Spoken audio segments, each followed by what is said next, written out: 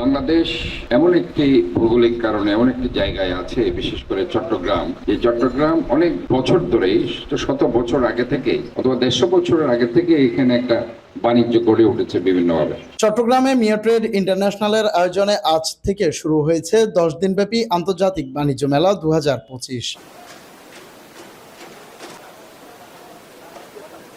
সকালে নগরীর কাজীডোরিস্থ international convention সেন্টারে প্রধান অতিথি হিসেবে উপস্থিত থেকে ফিতা কেটে ও বেলুন উড়িয়ে মেলার আনুষ্ঠানিক উদ্বোধন করেন Chittagong city mayor doctor Shahadat Hossain.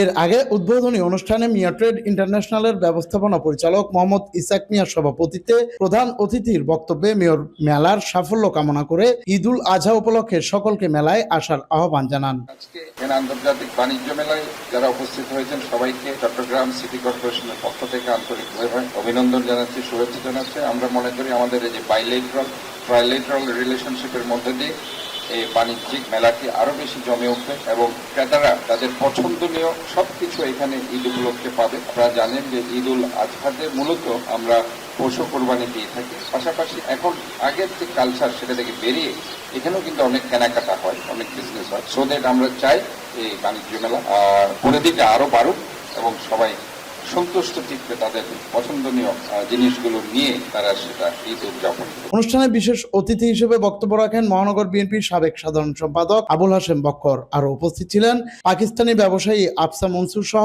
আয়োজক কমিটির সদস্যরা। এ মেলায় বাংলাদেশ সহ পাকিস্তান, ইন্ডিয়া, থাইল্যান্ড ও চায়না, ইরান সহ বিভিন্ন দেশের একাধিক স্টল নিয়ে ব্যবসায়ীরা অংশগ্রহণ করেন। ডেস্ক রিপোর্ট, সময় নিউজ।